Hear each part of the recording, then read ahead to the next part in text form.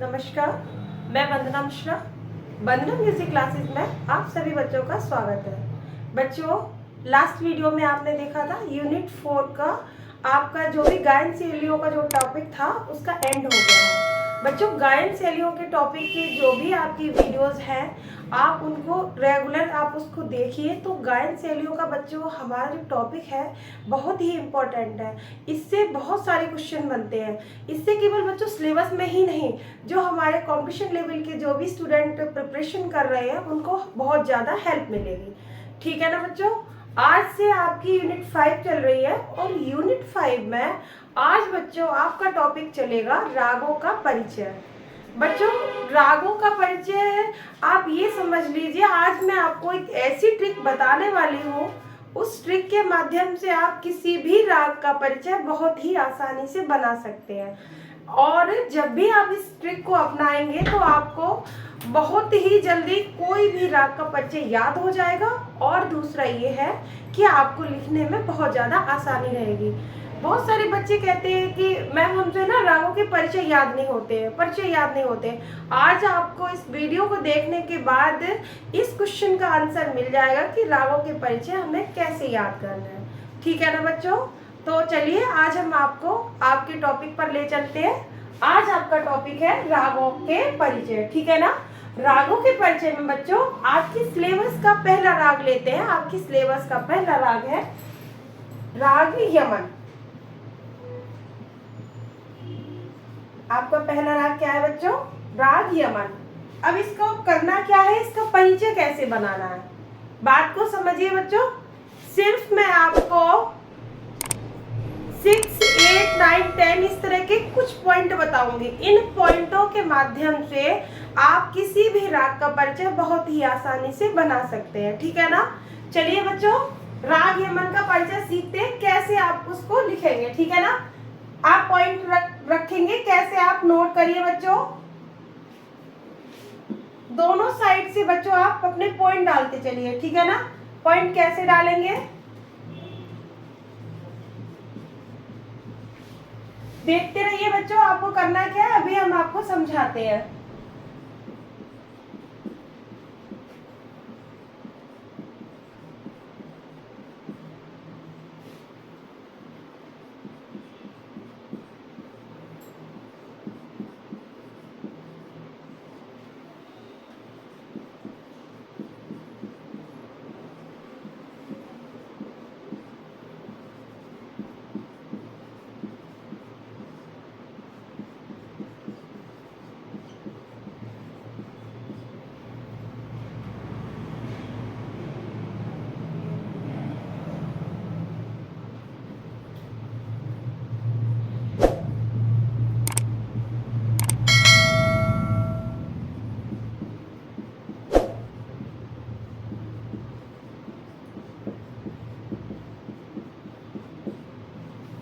बच्चों, आपको ये हेडिंग्स नजर आ रही है। नंबर 1 हमने क्या डाला? राग। नंबर 2 ठाट। नंबर 3 बादी स्वर। नंबर 4 है संवादी। 5 आपका जाति। 6वां गायन। 7वां है आपका वर्जित स्वर। 8वां है कोमल और या तीव्र स्वर। 9वां है संप्रकृतिक राग और आपका 10वां है विशेष स्वर संगति। बच्चों, सिर्फ इन्हीं 10 हेडिंग्स से आपके किसी भी राग का परिचय बहुत ही आसानी से तैयार हो जाएगा। कैसे होगा? आप ये देखिए बच्चों, जो भी राग होगा, किसी भी राग का परिचय ले लीजिए, सिर्फ यही पॉइंट पूछे जाते हैं। हर राग में ये एक आपको समानता मिलेगी। हर राग के परिचय में बच्चों ये समानता आपको मिलेगी। ये आपको सारे पॉइंट एक बार याद कर लेने हैं। क्या क्या है? राग जो आप पढ़ने जा रहे हैं, ठीक है, उसके बाद उस राग का जो भी थाट जिससे वह उत्पन्न होगा। ठीक है, बादी, संवादी, जाति, गायन, कोमल स्वर, वर्जित स्वर, तीव्र स्वर और है आपका संप्रकृतिक राग और विशेष स्वर संगति। ठीक है ना? सिर्फ बच्चों इन 10 पॉइंट में आपका राग का कोई सा भी परिचय हो वो खत्म है। समझ रहे हैं ना? इससे ज्यादा कोई भी क्वेश्चन या कोई भी क्वेश्चन का जो भी बोल सकते हैं ना पॉइंट नहीं बनता है। किसी भी परिचय में आप किसी भी परिचय को लिखेंगे उससे पहले आप ये सारे पॉइंट डालेंगे। ठीक है ना?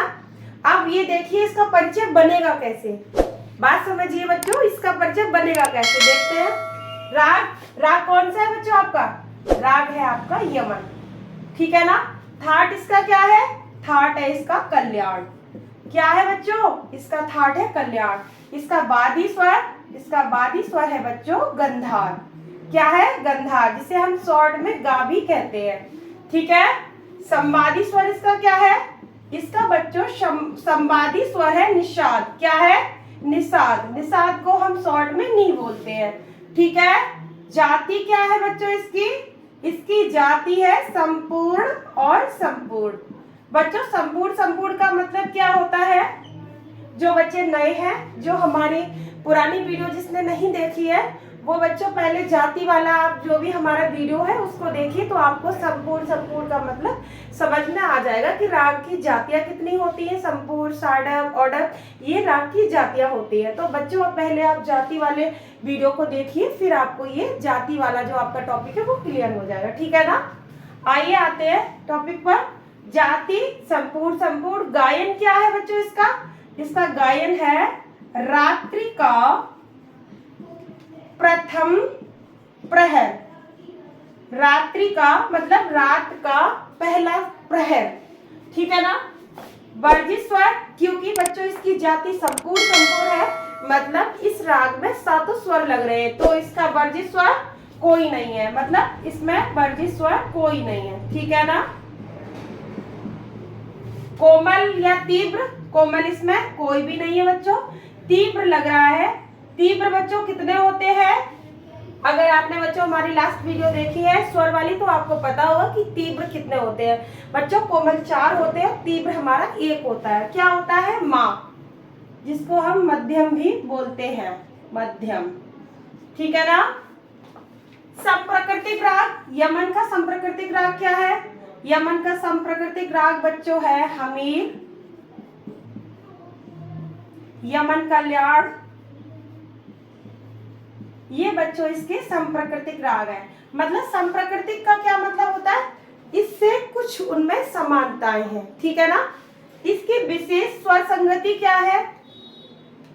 इसकी विशेष स्वर संगति बच्चों नी रे गा रे सा। आई बात समझ में बच्चों? सिर्फ आपको 10 पॉइंट में आपका परिचय रेडी है। बात समझिए बच्चों, सिर्फ 10 पॉइंट में आपका परिचय रेडी है। कैसे रेडी है? आप पहले इन 10 पॉइंटों को याद कर लीजिए। ये पॉइंट बच्चों आप किसी भी राग का परिचय यदि आप लिखने जा रहे हैं तो इन 10 पॉइंटों को याद कर लीजिए। कौन कौन से 10 पॉइंट है? नंबर 1 राग, 2 थाट, वादी, संवादी, जाति, गायन, वर्जित स्वर, कोमल तीव्र स्वर, संप्रकृतिक राग और विशेष स्वर संगति। बात समझ में आई बच्चों? इसको आप अपनी लाइन में, अपनी लैंग्वेज में लिख सकते हैं। कैसे लिख सकते हैं बच्चों? जैसे मान के चलिए आपका राग क्या है? यमन है ना। आपका ये जो राग है इसके बारे में यदि आप डिटेल परिचय देंगे तो कैसे लिखेंगे इसको?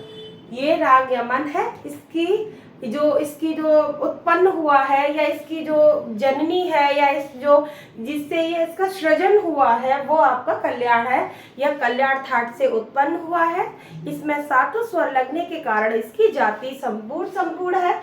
इसका वादी स्वर गंधार है, संवादी स्वर निषाद है। इसका गायन रात्रि का प्रथम प्रहर है और इसका संप्रकृतिक राग क्या है? इसका संप्रकृतिक राग हमीर और कल्याण है और इसकी विशेष स्वर संगति नीरे गारे सा और पामा गारे सा। बात समझ रहे हैं ना? ये क्या है? इसको आप अपनी लैंग्वेज में पॉइंट बाय पॉइंट भी बना सकते हैं और यदि आप अपना शॉर्ट परिचय देना चाहते हो तो इस तरह से आप नोट कर सकते हो। बात समझ में आ रही है? पॉइंट आपके हर राग में यही रहेंगे। कौन से? राग, थाट, वादी, संवादी, गायन, जाति और कोमल, तीव्र, विशेष स्वर संगति और संप्रकृतिक राग। इतनी बात समझ में आ रही बच्चों? अगर आपने ये 10 पॉइंट याद कर लिए तो किसी भी राग का परिचय आप बड़े ही आसानी से बना सकते हैं। राग यमन के बच्चों परिचय के बाद अब आता है आरोह। नोट करेंगे बच्चों, आरोह क्या है यमन का? आरोह कोई भी बच्चों परिचय तभी पूर्ण होता है जब परिचय के बाद उसका आरोह अवरोह और पकड़ लिखा जाए। ये बात हमेशा याद रखना बच्चों, किसी भी राग का परिचय, बहुत ही इंपॉर्टेंट बात है ये, किसी भी राग का परिचय तभी कंप्लीट होता है जब बच्चों उस राग के आरोह अवरोह और पकड़ लिखे जाए। ठीक है ना? लिखिए बच्चों, कैसे लिखेंगे नोट करिए बच्चों। बच्चों मैं जो नीचे बिंदु लगा रही हूँ, मतलब बच्चों ये मंद सप्तक का स्वर है। ठीक है ना? नी रे गा मा। बच्चों जो मैं माँ के ऊपर ये लाइन कर रही हूँ, इसका मतलब आप समझते होंगे, इसका मतलब है ये स्वर आपका तीव्र है।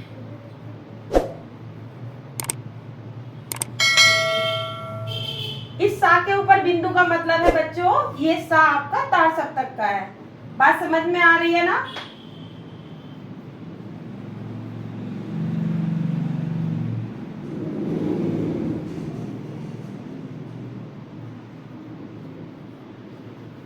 सा नी रे गा मा पा धा नी सा, तार सप्तक का सा है बच्चों। फिर सा नी धा पा मा गा रे सा।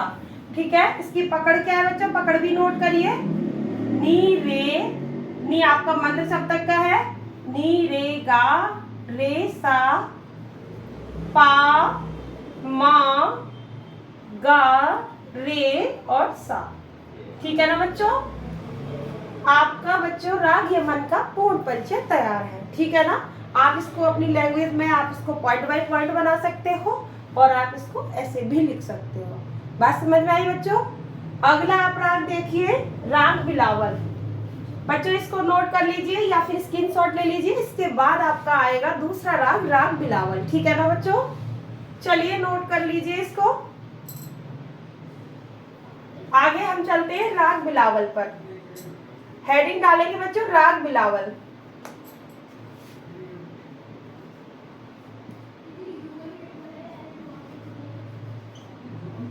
बिलावल कैसे बनेगा? अभी हमने आपको बताया था कि पॉइंट आपके यही रहेंगे, अंदर का जो भी आपका जो मैटर होगा वो चेंज होगा। देखिए आप कैसे बनाएंगे इसको।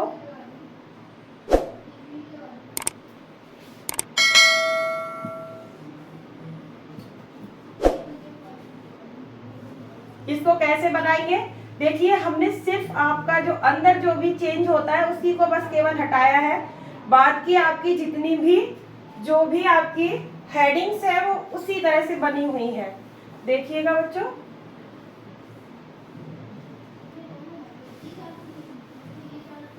हमने आपको अभी बताया था पॉइंट वही रहेंगे। राग क्या है? अब हम आपको राग बिलावल का परिचय लिखाने जा रहे हैं। बच्चों राग कौन सा है हमारा? राग है अब बिलावल। कौन सा है बच्चों? राग बिलावल। अभी इससे पहले कौन सा राग था? इससे पहले हमारा राग था राग यमन। ठीक है ना बच्चों? यमन के बाद अब दूसरा आपका राग आता है बिलावल। राग बिलावल, इसका थाट क्या है बच्चों? इसका थाट भी बिलावल है। क्या है बच्चों? इसका थाट है बिलावल। ठीक है ना? इसका बादी स्वर क्या है? इसका बच्चों बादी स्वर है धैवत। धैवत, ठीक है ना? शॉर्ट में आप इसको धा बोलेंगे। इसका बादी स्वर धैवत। संवादी स्वर बच्चों क्या है इसका? संवादी स्वर है बच्चों गंधार। इसका बच्चों संवादी स्वर है गंधार, जिसको शॉर्ट में आप इसका बादी धा बोलेंगे और संवादी इसका गा बोलेंगे। ठीक है ना? पॉइंट आपके वही है, देखिएगा बच्चों ध्यान से। वही पॉइंट है लास्ट वाले राग के। राग, थाट, बादी, संवादी, जाति, गायन, वर्जित, कोमल, संप्रकृतिक, विशेष स्वर और आरोह।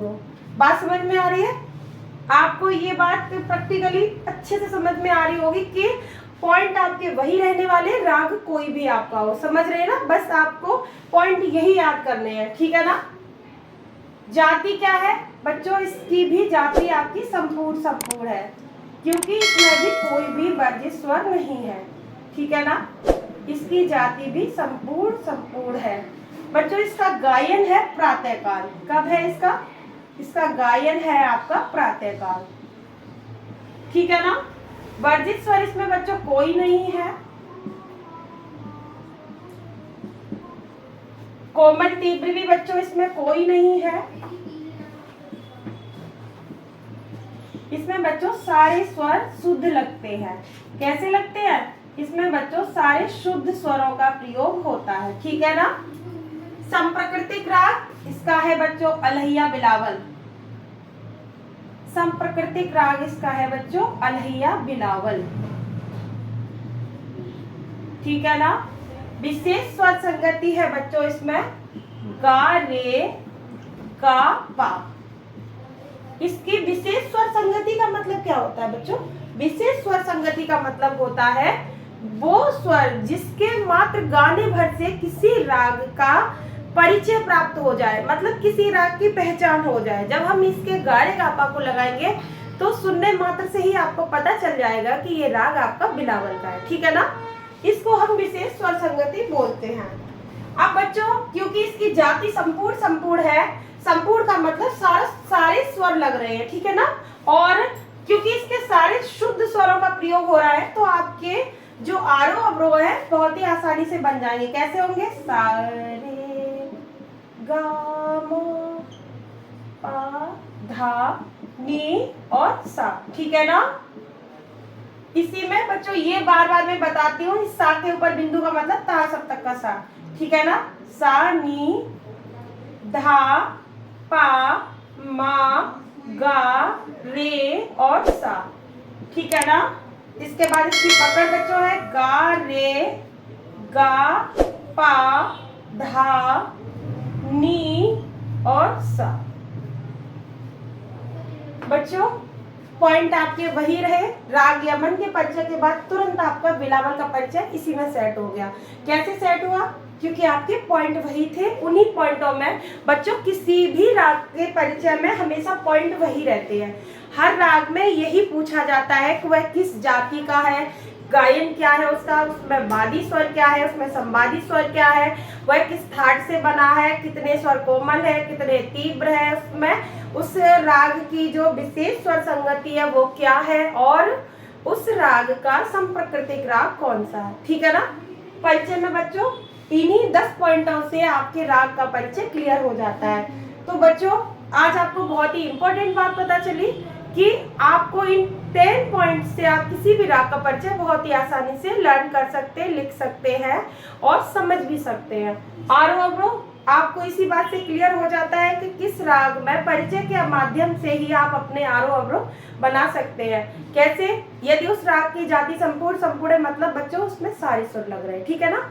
यदि कोई भी कोमल नहीं है तो आप उनके सारे शुद्ध स्वर लिख सकते हैं। यदि कोई कोमल है, तीव्र है तो उसका निशान आप लगा सकते हैं, ठीक है ना। आशा करते हैं हमारे बच्चों को राग के परिचय का यूनिट 5 का आपको पहला टॉपिक समझ में आया होगा।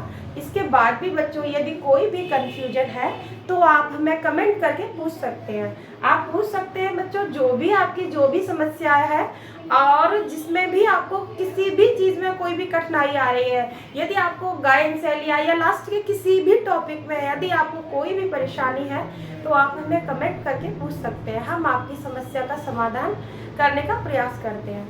तो बच्चों ज़्यादा से ज़्यादा बच्चों इसको देखा करिए और भी बच्चों को शेयर करा करिए, जिससे हमारे जो म्यूज़िक के बच्चे हैं उनको इस वीडियो के माध्यम से लाभ प्राप्त हो। धन्यवाद।